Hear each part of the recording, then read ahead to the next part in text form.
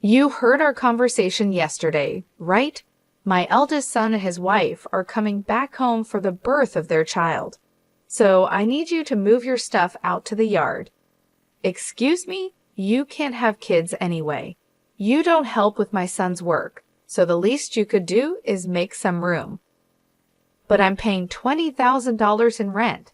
This is getting too tiring to deal with. I live with my mother-in-law, but now she wants me out of the house because my brother-in-law and his wife are returning. My mother-in-law, brother-in-law, his wife, and my husband. This house is full of problems. I've been trying to keep things running smoothly, but it's becoming a hassle to think about it all. I'm done thinking. Okay, I'll leave, but I can't just put my belongings in the yard. I'll come back later to pick them up. You're leaving? Thank you, that's a big help, my mother-in-law said, ignoring my pleas. I started packing my things and left the house. 7 seconds after stepping out the door, I took out my phone and called a junk removal service. Once I stopped thinking, no one could stop my actions. I'm Rachel, a 43-year-old IT consultant. My husband, Eric, is also 43 and runs 4 restaurants. We're both 43, and people often assume we've been married a long time and have a kid or two, but we're actually newlyweds. We both lived as workaholics and didn't marry until this age. I had given up on marriage just before turning 43, but a random visit to a bar after work changed my mind. Is this your first time here? He asked. Yes, that's right. I have been curious about it for a while, but it was hard for me to go in alone because the place is so stylish. But I worked hard today, so I decided to go in as a reward to myself. I was relieved to find a counter where it was easy for a loner to spend time. We have many women who come alone, so feel free to visit anytime. My husband Eric chatted with me with a smile. I sat at the end of the bar. I knew he was just trying to attract a new customer, but for someone like me who had no friends to eat with at this age, even this kind of service felt nice. Feeling comfortable in Eric's restaurant, I started visiting often. I always sat at the end of the bar, and it became normal for Eric to chat with me while I ate. What does an IT consultant do? He asked. I introduce it to companies and do strategic planning. I've worked with restaurants too. Once I suggested a tablet-based ordering system to reduce labor costs and improve efficiency.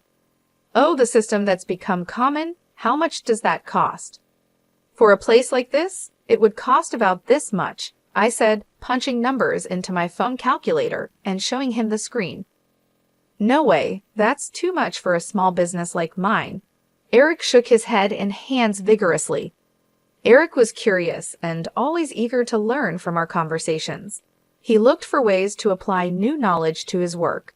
Even though it seemed like just a pleasant conversation, I was slowly drawn to his dedication. Likewise, Eric grew fond of me, seeing that I was hardworking. I'm always busy with work and can't talk much. How about we go out for dinner sometime? Excited about the chance to dine with a restaurateur, I eagerly agreed. I was thrilled to be asked out, but saying something so girlish at nearly 43 would be embarrassing, so let's just leave it at that. My husband didn't just ask me out that one day. He continued to invite me out for meals occasionally.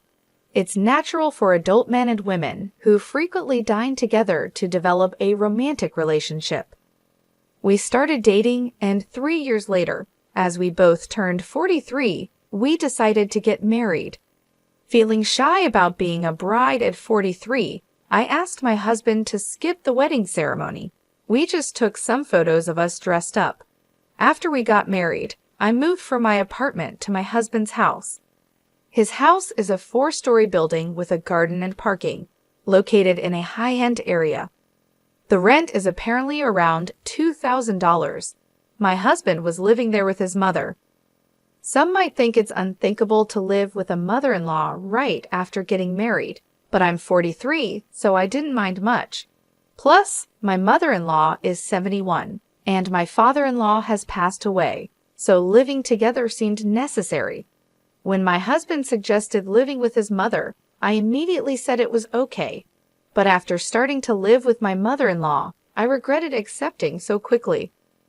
When I moved into my husband's house, besides the bedroom for us, I even got a nice office room for myself. His house seemed too big for just 2 people, with many spare rooms. Once I settled in, I asked my husband, "Why do we need such a big house just for you and your mother?" He replied, "I have a brother 4 years older than me. He left home after college, and we've mostly lost touch. He hasn't been home at all, and it's been a few years since I've heard from him. He's been moving from job to job and place to place. He's the kind of man who might get into trouble and come back to me and Mom. So we decided to rent a bigger house. I think it's a little too big, but now that I'm married and you moved in, I guess it all worked out." While unboxing my books and arranging them on the shelf, my husband talked about his brother Stephen with a smile. It seems Stephen is aimlessly hopping from job to job, but my husband doesn't think badly of him. "Don't talk about that kid. What if he really comes back?" My mother-in-law appeared at the doorway of what would be my office, seemingly checking on us. It appears she doesn't have a good opinion of him, unlike my husband. It's understandable for a mother to be cold towards an eldest son who shirks his responsibilities. However, I'm worried that my husband and my mother-in-law might clash over his brother someday. Also, I'm not too fond of you either, Mom. Come on, we're going to live together now, so stop saying things like that. I'm not saying you should leave. I just need to make things clear from the start, my mother-in-law said as she walked away, her slippers making a padding sound. "I'm sorry, I'll talk to her," my husband said. "It's okay. I got a similar talk when we met for the wedding. I'll build a relationship with your mother as we live together," I replied, taking a book from my husband's paused hands and placing it on the shelf. It seems she doesn't like my age. I'm 43, so it's not impossible to have children, but I guess it's a challenging thought. Also, Eric's elder brother Stephen is not married and has no children, so there's a high chance that my mother-in-law won't get to see her grandchildren. That's why she's disappointed and wishes Eric had married someone younger.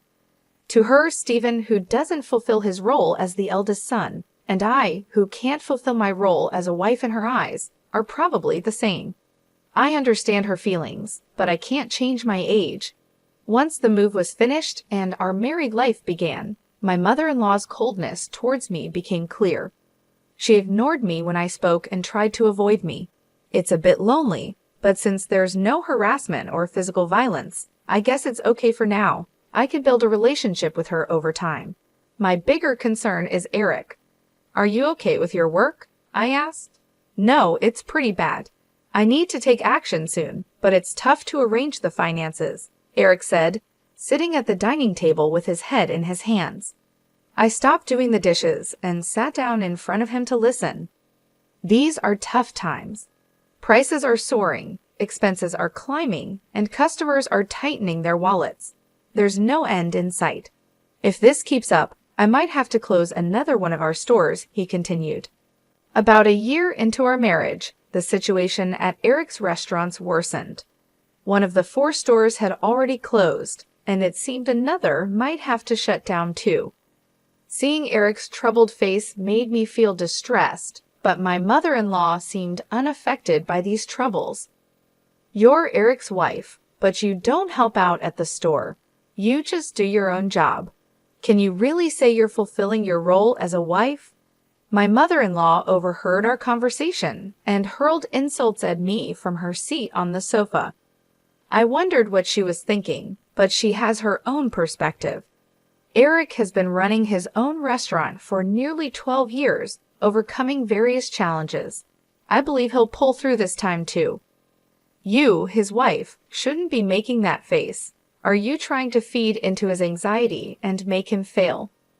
"What a terrible wife!" she shouted again from the living room to the dining room. Her words were filled with spite and venom. I knew she wasn't just trying to fire me up, but she wasn't entirely wrong.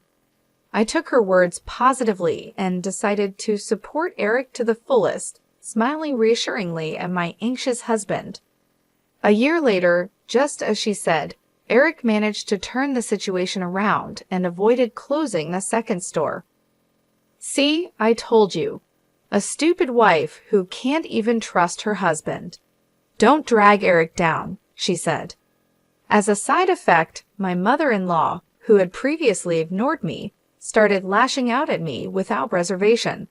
The relationship with her might seem to have worsened, but since Eric's business is doing well, I'll consider it a break-even situation. I thought things were balancing out, but it turned out worse for me. Eric, having stabilized the business and with a bit more money, seemed to get carried away, and I heard rumors about his affair. What is he thinking? If there's extra money, there are surely better ways to spend it. Also, it's strange how bad situations tend to pile up. Having seen Eric's business revenue drop, I know this all too well, but I never thought it would happen to me. Eric, Stephen called. His girlfriend is pregnant. That's great news. She's a 33-year-old who worked at the same bar as Eric. They asked something. What? You're being so formal all of a sudden. Stephen is a freelancer, and so is his pregnant girlfriend. With a baby on the way, they're struggling. They asked if they could move into this house and if they could work at your restaurant. I was thinking about how to confront Eric about the affair when my mother-in-law came into the living room and started talking to him.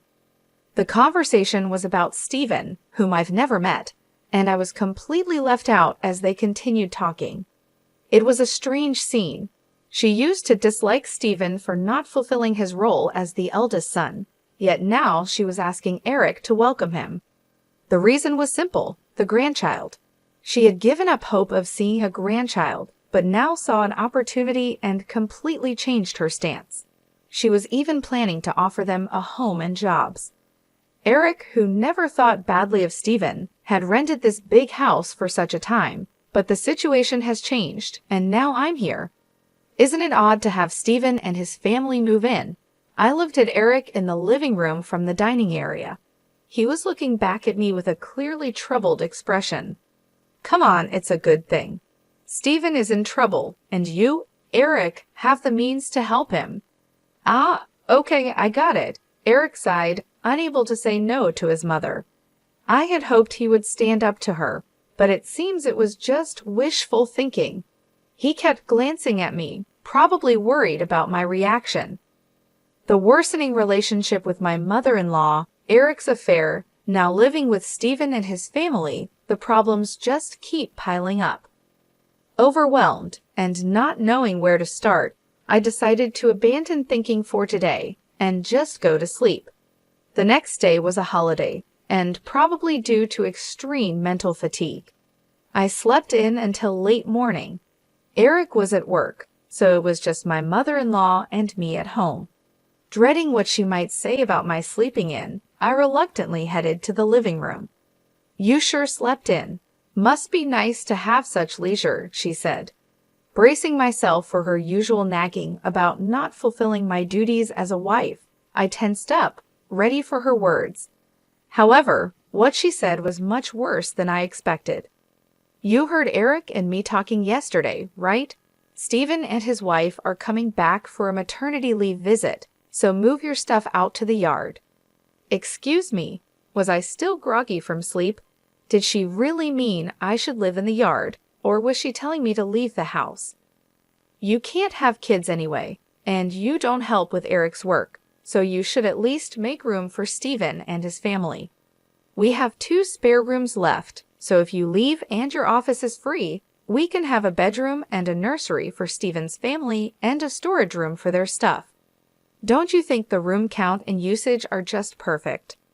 It seemed she was indeed telling me to leave. A storage room for Stephen's family. I'm being kicked out to make room for something that doesn't even seem necessary. Originally, I was allowed to use the office because there were spare rooms. I don't mind losing the office. A bedroom for Eric and me is enough. Stephen's family can live here without me leaving.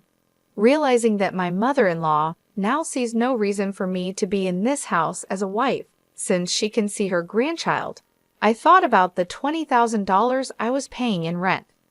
I'm too tired to deal with all this. I decided to clear my mind and rest. silent with my mother-in-law. The only sound in the living room was the ticking of the clock. Okay, time to leave. After resting my mind, I decided it was too much trouble to worry about what happens to Eric, my mother-in-law, Stephen's family, and their future. I chose to leave the house. Understood. I'll leave. I can't put all my belongings in the yard, so I'll come back later to pick them up. You're leaving? Thank you, that helps, my mother-in-law said, pleased. Ignoring her, I started packing my things and left the house. 7 seconds after stepping out the door, I took out my phone and called a junk removal service. My decision made after stopping my overthinking couldn't be stopped by anyone. Let them all regret this choice later. I left the house. I decided to stay at a hotel for a while. I had called the junk removal service, but they needed some time to prepare. This worked out since I wanted some time too. 3 weeks after leaving, I rented an apartment and started living alone. I haven't heard from Eric since then. He probably thinks I'll come back eventually. The thought of Eric taking the current situation lightly infuriates me. However, today is the day after his restaurant's day off. I expect a call from Eric when he visits the restaurant for lunch prep. Hey, what's going on here? The restaurant is completely empty, just as I thought, Eric called. I could explain over the phone, but it would be more efficient if your mom was there too. I'm heading to the house now. Can you come back? You can't open the restaurant anyway, right? I couldn't help but laugh before hanging up, amused by Eric's reaction. He must be quite shocked. Still chuckling, I started getting ready to leave. When I arrived at the house, my mother-in-law started yelling at me. What on earth is this? The restaurant's fridge, cooking equipment, tables, all the important stuff is gone. You did this, didn't you? Do you think you can get away with this for free? It seems Eric had explained half of the situation. There was an unfamiliar couple in the living room, apparently Stephen and his wife.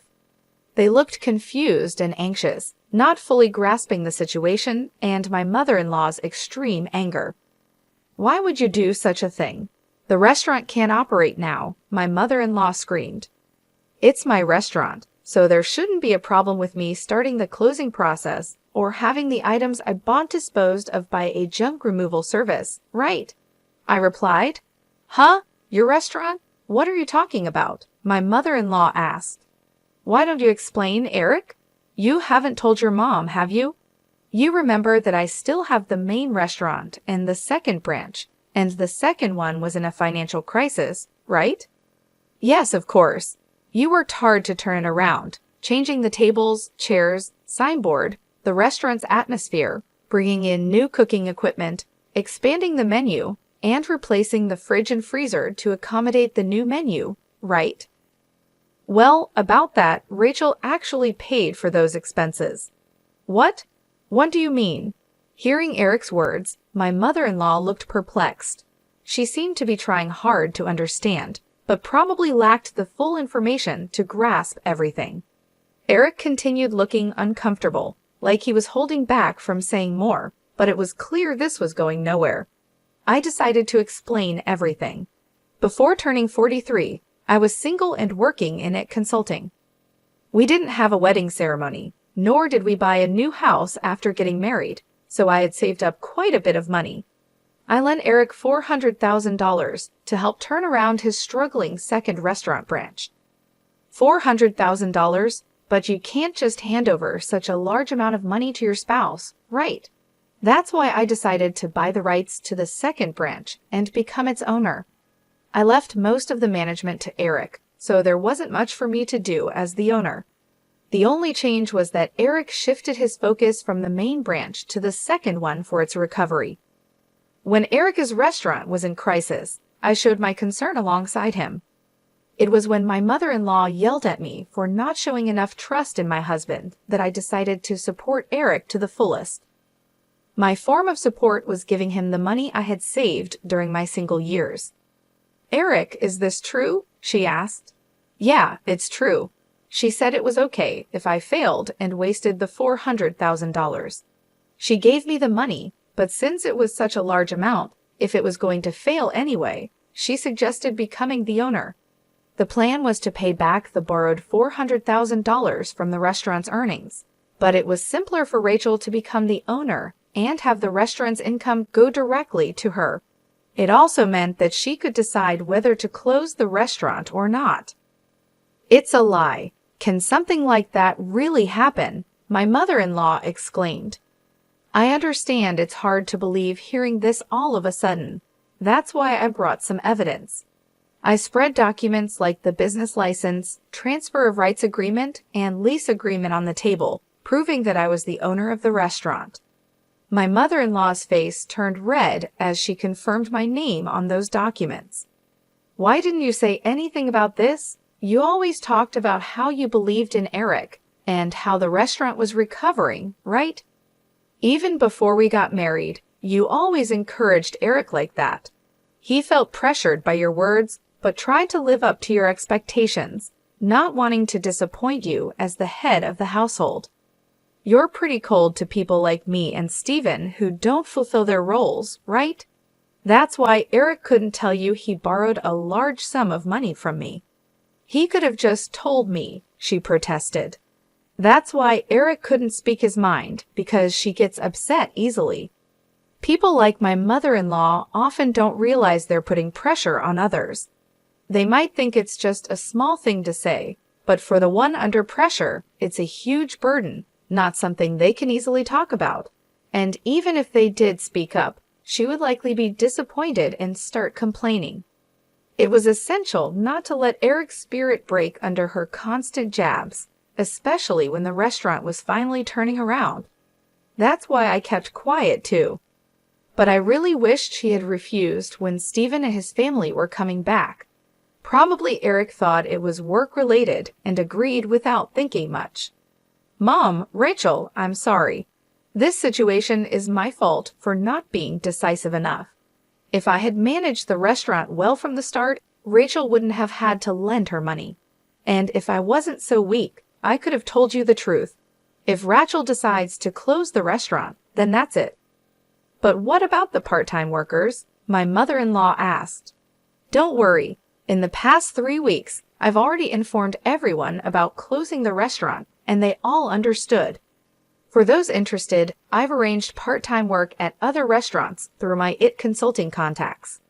That's a relief. That was my only concern. So everyone was in on this. Rachel showing me an empty restaurant as a surprise, and everyone keeping the closure from me? Eric, I'm sorry too. I've been pressuring you. And Rachel, I'm sorry for everything up to now. I won't tell you to leave again. My mother-in-law apologized, and it seemed as if everything was resolving nicely. But that's a misunderstanding. I'm far from being satisfied, and the discussion is far from over. Let's settle this matter next. What's this? Divorce papers. When I placed the divorce papers on the table, Eric picked them up in shock. What does this mean? Why a divorce? This is supposed to be a reconciliation, right? Don't just assume we've reconciled. You might think it's a secret, but I know about your affair with the part-timer. All the part-time workers knew about it too. That's just a rumor. You can't say things like that without proof. I displayed an image on my smartphone that a part-time worker had sent me and placed it on the table amidst the scattered documents. This is a photo of you entering a hotel. It was taken by one of the part-timers. If you leave the restaurant together and walk towards the nearby hotel district, anyone can take such evidence, not just the police or detectives. Did getting the second branch back on track give you too much confidence? You really got carried away as the owner of the restaurant. I couldn't do much in the day-to-day operations, but I still visited the restaurant from time to time. That's when the part-time workers told me about Eric's affair and asked for my help. When I promised to handle it, they provided incredible support. They sent me proof and even kept the closure of the restaurant a secret from him. Wait a minute, closing the second branch in a divorce? What's going to happen to the rent for this place? Eric asked. The rent for this place? What do you mean? My mother-in-law asked. I haven't mentioned that yet. I've been paying the entire rent of $20,000 a month for this house, I said. Is that also true? She asked Eric. It's true. When the restaurant's revenue started falling, Rachel started paying half of it. But as revenue continued to drop, the amount she had to cover increased. Eventually, she ended up paying it all. $20,000 a month is the same as my salary, so I paid all the rent, and Eric covered other living expenses like food and utilities. So if Eric gets divorced and only has the main restaurant left, obviously living here won't be an option anymore. Eric and my mother-in-law seemed deflated after hearing my words. They slumped as if they had exhausted themselves in a boxing match. Stephen and his wife, now somewhat understanding the situation, hesitantly joined the conversation. What does that mean? We came back here and can't live here? Stephen asked. Wait, Stephen, this is different from what we heard. We thought everything would be fine once we got back home, his wife said. Sorry, Stephen. Right now, I don't have the means to help you with a restaurant or a house. Come on, do something. We're having a baby. At least give me a job. We have enough part-timers. In fact, we need to cut down on staff costs. Eric will work hard, so just wait a bit longer. That's what I'm talking about. Stop saying things like that. Hey, what about my house and job now? Stephen shouted. Eric, my mother-in-law, and Stephen started arguing about their future lives. Stephen's wife, whose name I still didn't know, looked uncomfortably out of place. I had delivered the news about the restaurant's closure and the divorce, so my business here was done. I was tired of constantly trying to smooth things over with Eric and his family, and I refused to live with Stephen and his wife. I didn't care what happened to this house next. They could discuss it amongst themselves. I left the house amidst their shouting. After that, having evidence of the affair, I was able to divorce Eric smoothly. I could have demanded alimony for the affair, but I had a job and didn't need the money. I wanted as little to do with my ex-husband and his family as possible, so I didn't ask for any compensation after our divorce. My ex-husband, Eric, couldn't afford the rent and had to leave the house with his whole family. Financially and emotionally strained, Eric, who had been taking care of his mother, argued that it was actually Stephen's responsibility as the eldest son. But Stephen, who came back without any money, couldn't take care of her. This led to an ugly fight between the brothers about who should take care of their mother.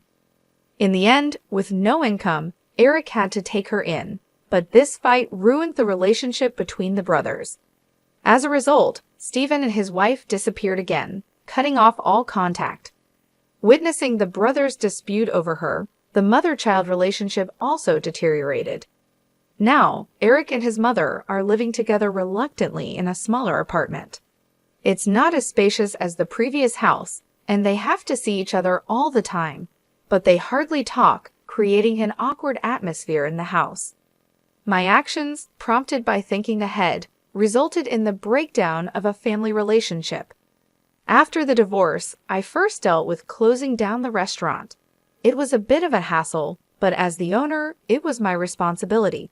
However, the fridge, cooking equipment, tables, and chairs I had removed were fairly new, so I managed to sell them at a good price.